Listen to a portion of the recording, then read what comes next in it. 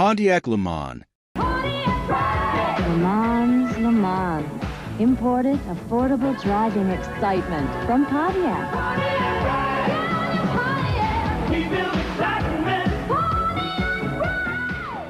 The LeMans name actually started as a trim package for the Pontiac Tempest in the early 1960s. By the late 60s and early 70s, it became its own model, a solid mid-size family car with a decent reputation. From 1961 to 1981, the LeMans was a respected name in the industry. But in 1981, Pontiac dropped it to focus on smaller, more fuel-efficient models. Fast forward to 1988, and the LeMans name made a comeback. Unfortunately, not in a good way.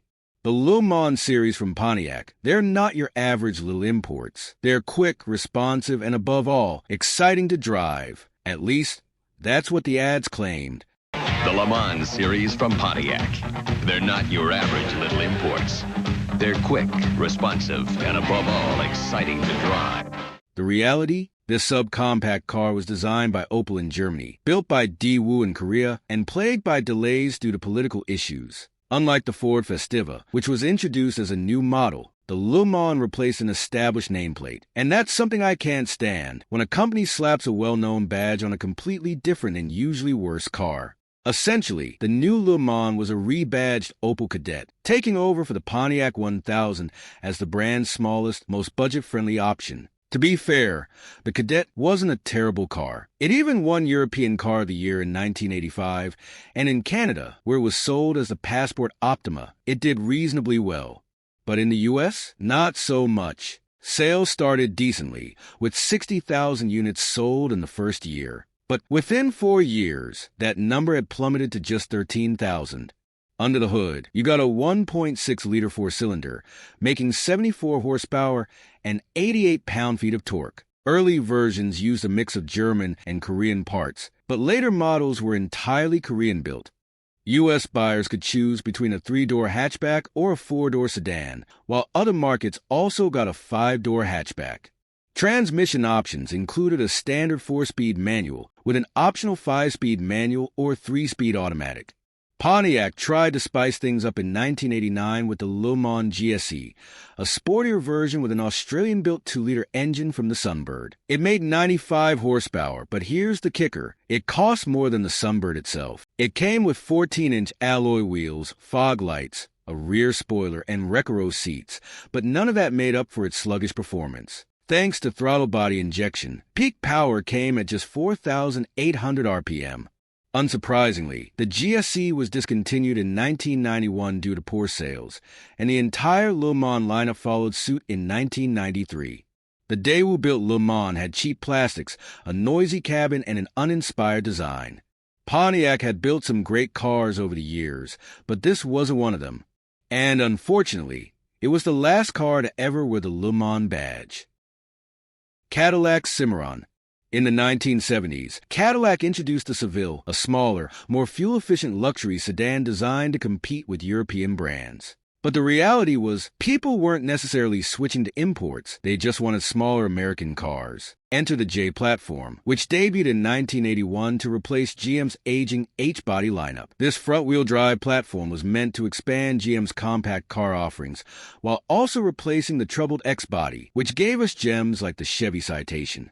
Cadillac saw an opportunity to capitalize on this new platform, but they went about it in the worst way possible. The president of GM at the time warned Cadillac's general manager that they didn't have enough time to turn the J car into a proper Cadillac. Cadillac ignored the warning and jumped in anyway, joining the project just 11 months before launch, which wasn't nearly enough time to make meaningful upgrades. The Cimarron ended up sharing the J-body platform with other GM compacts like the Chevy Cavalier, the Buick Skylark, the Oldsmobile Forenza, and the Pontiac J2000. The Cavalier was the most successful, while the Forenza barely lasted.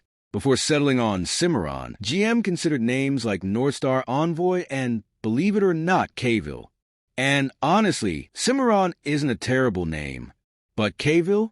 That sounds like a bad mashup of Cadillac and Cavalier, which is exactly what this car turned out to be. At launch, Cadillac didn't even put its own name on the car. Dealerships were instructed to sell it as just the Cimarron. By 1983, they finally added the Cadillac badge, but by then, the damage was done. This car was one of the worst examples of bad engineering in history. The Cimarron shared almost every body panel with the Cavalier, yet Cadillac charged nearly twice as much for it. Sure, the interior had some Cadillac-specific touches, but nothing that justified the price. The J platform itself was actually a success, selling over 10 million units worldwide. But the Cimarron, it was just an overpriced Cavalier that fooled no one. Oldsmobile diesel engines. This is the world's first diesel V8 in a passenger car.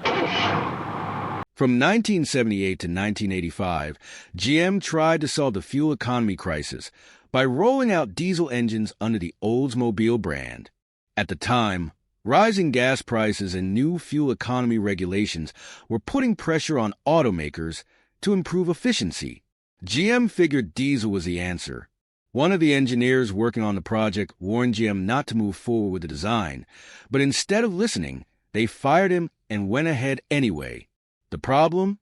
GM took a gasoline 350 engine and converted it to diesel, but they cut corners, keeping the same head bolt pattern to save money. This led to catastrophic reliability issues. Initially, only Oldsmobile used this engine, but eventually GM put it in multiple brands, including Cadillac. That move ended up hurting Cadillac the most, as loyal buyers abandoned the brand due to the engine's reputation. These engines were noisy, spewed black smoke, struggled to start in cold weather, and suffered from serious reliability problems. At their peak in 1981, GM sold 310,000 diesel-powered cars. But just a year later, sales dropped by 42%. To be fair, GM did eventually improve these engines, reinforcing the block and upgrading the fuel injection system. But by then, the damage was done. The diesel program was shut down in 1985, though GM briefly kept an Isuzu-built four-cylinder diesel for the Chevette. That didn't last long either. After selling just 588 units in 1988, GM abandoned diesel passenger cars altogether. Chevrolet El Camino, 5th generation.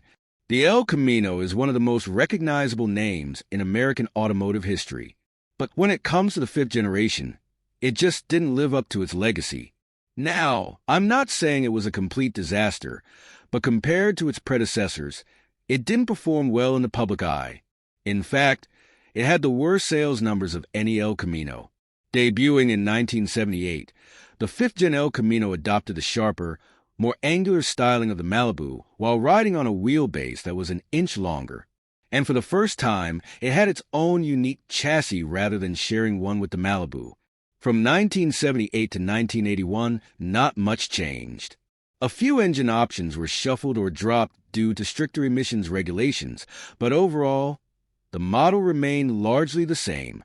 In 1982, the El Camino got a facelift with an updated front-end design featuring a crosshatch grille and quad rectangular headlights.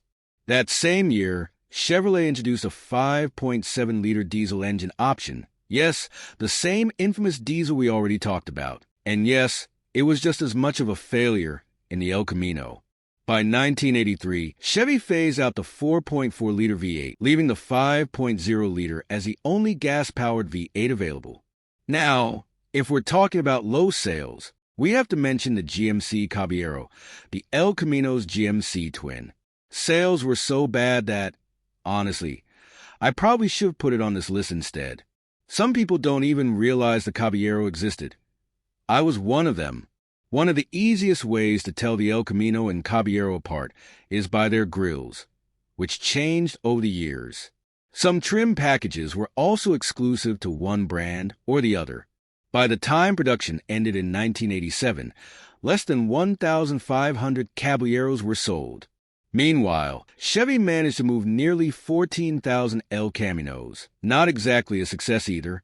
Sales declined every year after its introduction, and while gradual drops in sales are expected, the numbers for the El Camino fell off a cliff. Chevy did try to bring it back. In 1992, they revealed an El Camino concept that was basically a pickup version of the Lumina Z34. The public hated it. And honestly, I get it, it looked awful.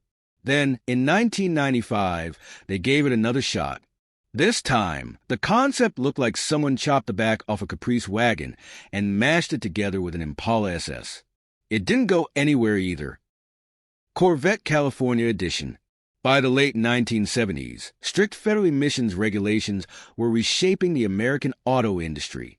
Some would even argue that this era effectively killed the muscle car. And if the federal rules weren't bad enough, California took things a step further, introducing even tougher emission standards, a trend that continues to this day. Unfortunately for GM, the standard 350 cubic inch small block V8 couldn't meet California's emissions requirements. Rather than lose sales in such a major market, they decided to create a separate version of the Corvette specifically for the state. Enter the Corvette California Edition. Instead of the usual 350, it came with a smaller 305 cubic inch V8. To make matters worse, this engine wasn't exactly a powerhouse. It had a lighter crankshaft, smaller counterweights, and produced just 180 horsepower. And if that wasn't disappointing enough, it was only available with a 3-speed automatic transmission, no manual option at all. GM also made minor aerodynamic tweaks to improve fuel economy, reshaping the optional front and rear spoilers. The speedometer was limited to just 85 miles per hour, and the exhaust manifolds were switched from cast iron to stainless steel. This California-exclusive Corvette lasted only 1 year before GM managed to get the 350 V8 approved for the state. Now, I'll be honest, I'm not the biggest Corvette fan, so I had no idea this even happened. But if you're a Corvette enthusiast, maybe you just learned something new.